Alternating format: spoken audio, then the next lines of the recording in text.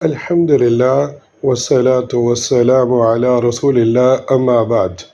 شیخ ناصر الدین الالبانی رحمہ اللہ اپنی کتاب سلسلۃ الاحادیث الصحیحہ کے اندر یہ حدیث لے کر آئے ہیں کہ باقیات الصالحات، باقی رہنے والے عمل وہ یہ ہیں: سبحان اللہ والحمد للہ ولا الہ الا اللہ واللہ اکبر ولا حول ولا قوت الا باللہ۔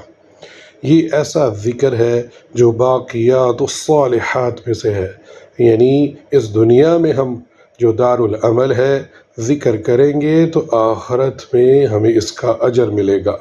تو آئیے ہم اس ذکر کو کثرت سے اپنی زبان میں تر رکھیں: سبحان اللہ والحمد للہ ولا الہ الا اللہ واللہ اکبر ولا حول ولا قوت الا باللہ۔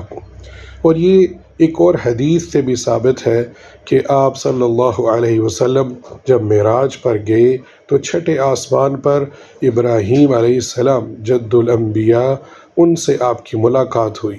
تو ابراہیم علیہ السلام نے آپ صلی اللہ علیہ وسلم کی امت کو سلام بھیجا اور کہا، نصیحت فرمائی کہ یہ ذکر کثرت سے ہمیشہ کرتے رہیں۔ کیا ہے؟ سبحان اللہ والحمد للہ ولا الہ الا اللہ واللہ اکبر ولا حول ولا قوت الا باللہ۔ اور یہ کیوں نصیحت فرمائی کہ جو جنت ہے اس کو زرخیز کرنے میں یہ آپ کے کام آئے گی۔ اللہ اکبر۔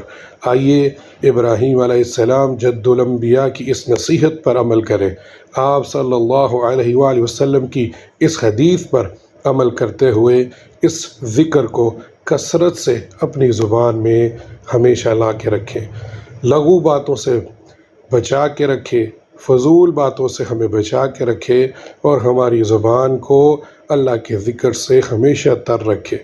تو سبحان اللہ والحمد للہ ولا الہ الا اللہ واللہ اکبر ولا حول ولا قوت الا باللہ۔